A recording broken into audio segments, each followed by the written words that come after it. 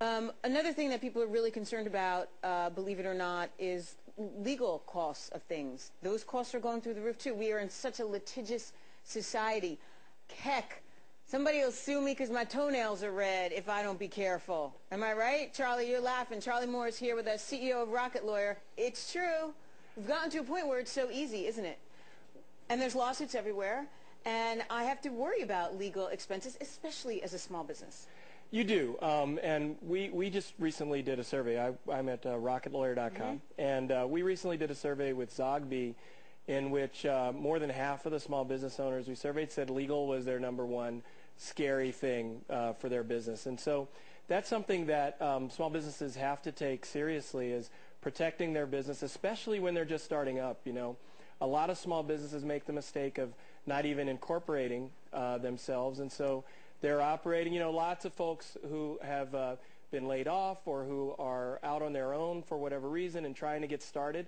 One of the things that they don't do is incorporate their businesses, and as a result, they end up having some of that personal liability. And I don't know about because their toes are red, but, you know, the personal liability that goes with running a business. But the thing, you know, you make up a great point with this incorporation thing, especially now it's on the forefront because of the whole tax rate, because the tax rates are going up.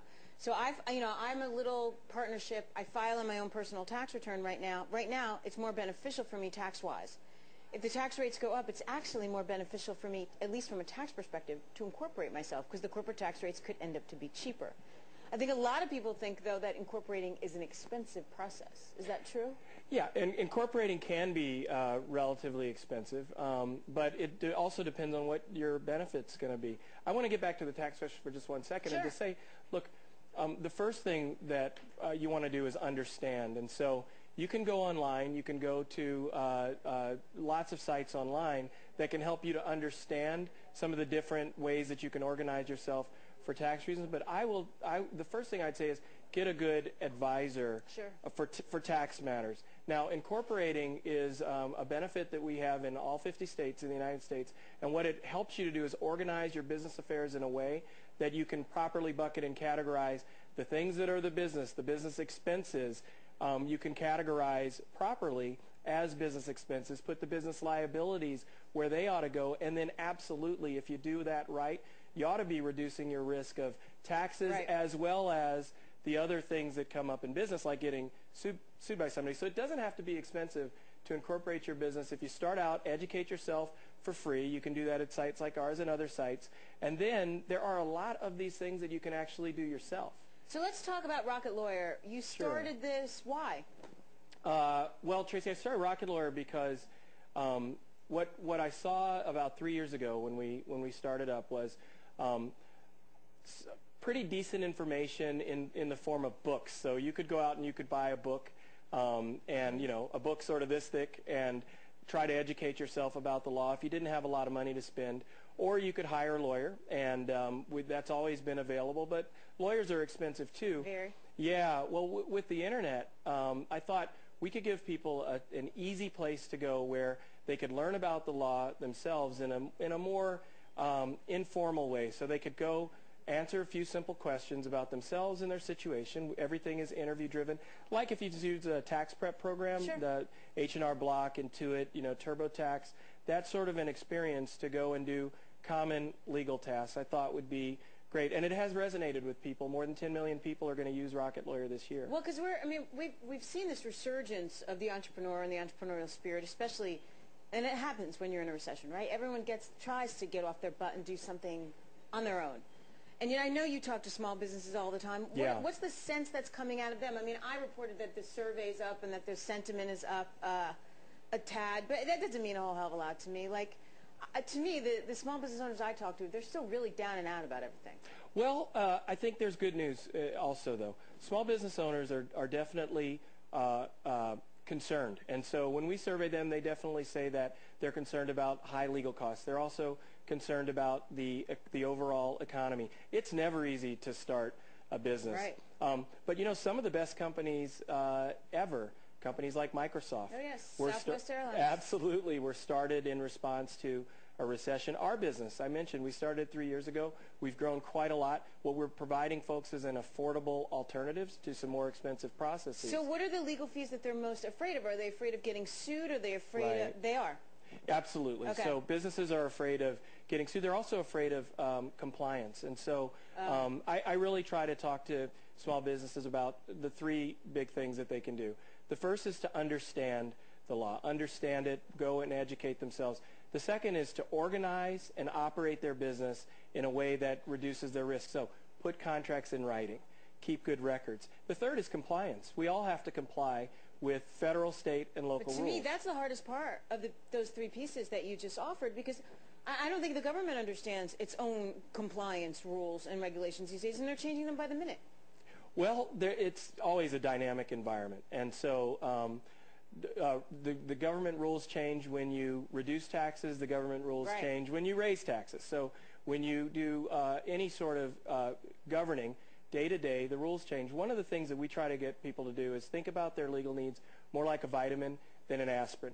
And so by doing that, you can do the everyday things that are going to help you to stay in compliance. For example, a lot of businesses don't know that in the state of California, every 2 years, they're supposed to do HR training in the business.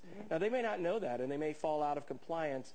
By educating themselves and then having a program, we have a set of tools on our site that we encourage a business to use to basically have a legal calendar to help them to stay in compliance and then have a good financial and a good legal advisor, a good lawyer. Because that's the story of the day, right? It all started back with Sarbanes-Oxley. All these rules that are put in place that are really, they're just damning to this small business guy, because he's almost at a point where he's got to hire another person just to keep in compliance. And this is going to continue to happen, right? The Financial Reform Act is coming, is starting to kick in. All this stuff just puts the burden on the small business guy because he doesn't have the staff to do it himself. Yeah, it is a challenge to comply with all of the laws, rules, and procedures. Now, those rules and procedures are there for a reason. That's fodder for another show. Fair enough. Let's have that debate. That's great. But the rules are there for a reason. One of the things, though, and whatever your competitive environment, I'm an entrepreneur myself. When you go out and you start a business, you know that you're in a capitalist society. You're going to go out and you're going to compete. Sure. All right? And so one of the ways that so a small business owner can put their head in the sand and they can complain about the way things are, or they can go out and get the tools to compete the way things are. Fair enough. And so I'd like to talk to them about, we understand that we are in a litigious society. We're in a society where there are new rules coming up every not necessarily every day, but every month. Seems it. Right, exactly. There's new stuff happening, and if you're a landlord, for example, you have to comply with the rules when, sadly, you have to evict people. That's going on a lot today. But it interested me that 1 in 4 small businesses are worried about legal fees. I would have thought, I got to believe healthcare costs are up there too. You're worried about healthcare. You're worried about changing tax rates. They kind of all got to be right.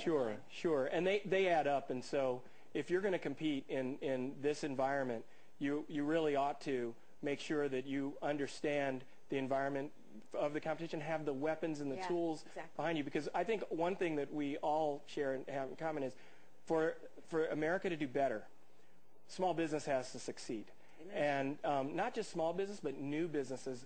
There's some interesting studies lately about how important not just small businesses are, but look, you don't want the businesses to stay small forever. Sure. It's the new businesses. You mentioned Southwest Airlines.